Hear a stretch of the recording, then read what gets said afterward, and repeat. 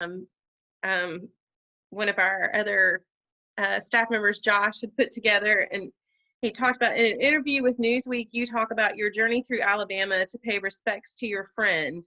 What Oh, impact did yeah. your friend and that trip have on your writing? That friend of mine had an impact on everything that I did. Everything. Uh, he was such a tormented character in reality. I don't remember if I named him by name or if I should name him by name because he's got so many dang friends up around Opelika and everything.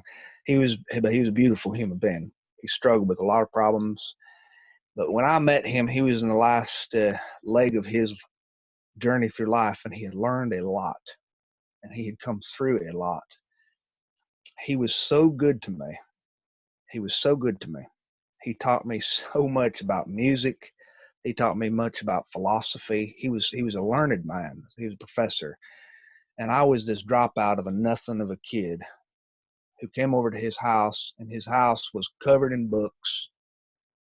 And I, to him, in his eyes, was a smart kid. And no one had ever thought of me that way before. No one had ever treated me as though I were talented or smart or what have you. And he did. So whenever I went over to his house, he treated me that way.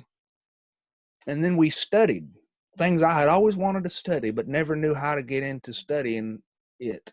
Not for the academic reasons, but for the love of it. And he had things written up for me, heady books for me to read, pieces of literature, uh, pieces of music to study and learn. We had this listening period where we would listen to world music from all over, Bela Bartok to Ray Charles, and we would have to sit in silence with our eyes closed while he played one of his long play records on the radio, on the stereo, his hi-fi.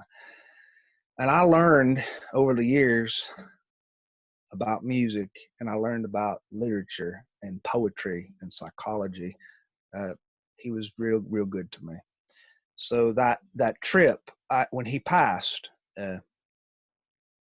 he didn't get buried here, where I live in Northwest Florida, and it crushed me. I couldn't go pay any respects to a figure like that in my life, kind of a father figure, if you want to call it that. So the trip itself was profound. It was profound because, well, I find it's important that you need a ceremony at the end. Like I've got a cousin whose mother just passed during the COVID, and nobody can come to the funeral, and it's killing everybody because there's no ceremony. There's no end. So that was a good question. That was a really pivotal time of my life. Probably responsible for some of my literary things. I wish you could have seen me learn how to write crappily more often. And we've enjoyed having everybody here for this meeting. I hope you'll join us for our June 7th regular book discussion of Glory Road by Lauren Denton, who will also be joining us. Thank you. Bye, everybody.